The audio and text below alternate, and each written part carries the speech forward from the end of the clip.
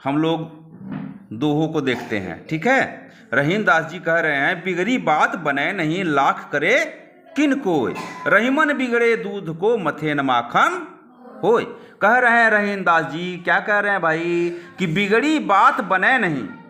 बिगड़ी बात, अगर बात बिगड़ जाए तो वह बन नहीं सकती, है ना। या किसी से मन मुटाव हो जाए, गुस्सा झगड़ा लड़ाई हो जाए, तब फिर दोस्ती बन नहीं सकती, है ना।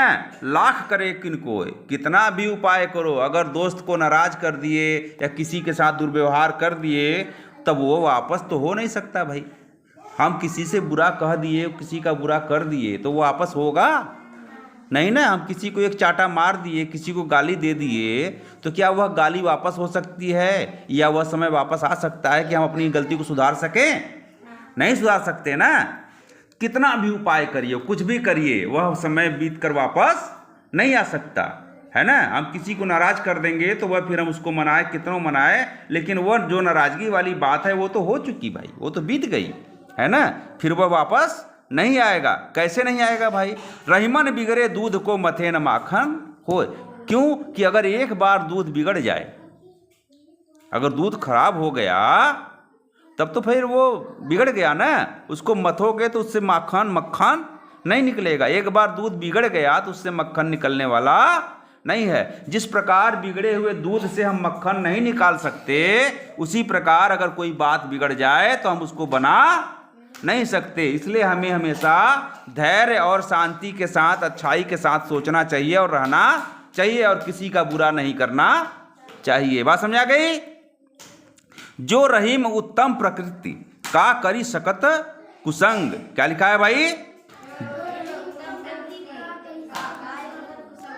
जो रहीम उत्तम प्रकृति का करी सकत कुसंग। रहीम दास जी कह रहे हैं कि जो रहीम उत्तम प्रकृति, मतलब कह रहे हैं जिसकी प्रकृति उत्तम है, जो अच्छे व्यक्तित्व का व्यक्ति है, जो सज्जन व्यक्ति है ना, जो सज्जन पुरुष है, साधु है, महात्मा है, संत है, का करी सकत कुसंग, उसका बुरे लोगों की संगति में कुछ नहीं बिगड़ने वाला।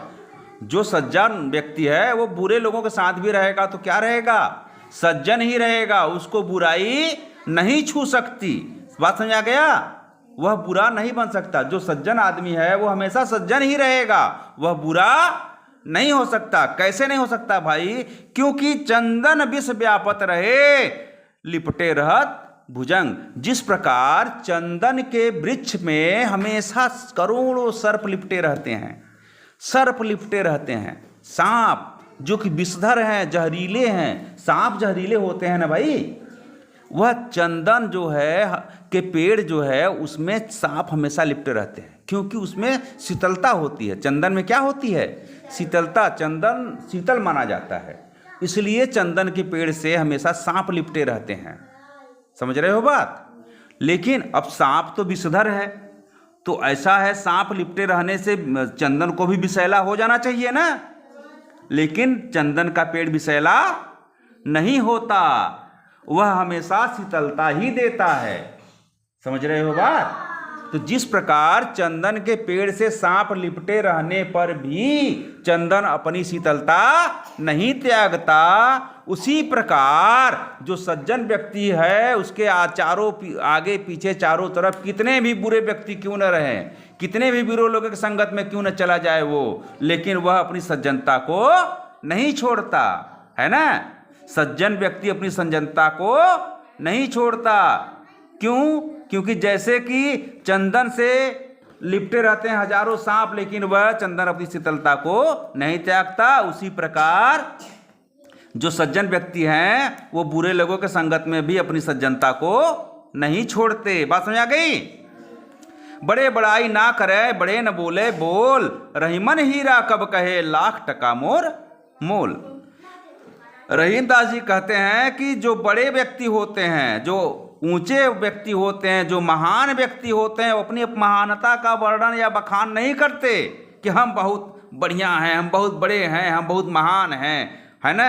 वो अपना बखान खुद नहीं करते, और वो कोई बड़े बड़े बोल भी नहीं बोलते कि हम ऐसे, हम ये कर देंगे, वो कर देंगे, हम ऐसे हैं, हम वैसे हैं। ये सब जो बड़े व्यक्ति हैं जो महान व्यक्ति हैं वो अपनी महानता का वर्णन नहीं करते हैं। कहने का मतलब महान व्यक्ति कभी भी अपने महानता का वर्णन नहीं करते हैं, अपनी बड़ाई नहीं करते हैं। कैसे नहीं करते? कि जैसे कि हीरा जो है, जो हीरा ये थोड़े कहता है कि मेरा मूल्य जो है बहुत है, 1 लाख का मैं हूँ, 2 लाख का हूँ, 10 लाख का हूँ। हीरा तो ये थोड़ा कहता है कि हीरा कहता है कि हमारा दाम इतना है, हम 1 करोड़ के हैं। हीरा ऐसा बोलता है नहीं। जिस प्रकार हीरा अपनी बड़ाई नहीं करता, उसी प्रकार सज्जन व्यक्ति भी अपनी बड़ाई कभी अपने मुंह से नहीं करते। उनकी महानता तो वैसे ही झलक जाती है। बात समझ आ गई? आई कि नहीं?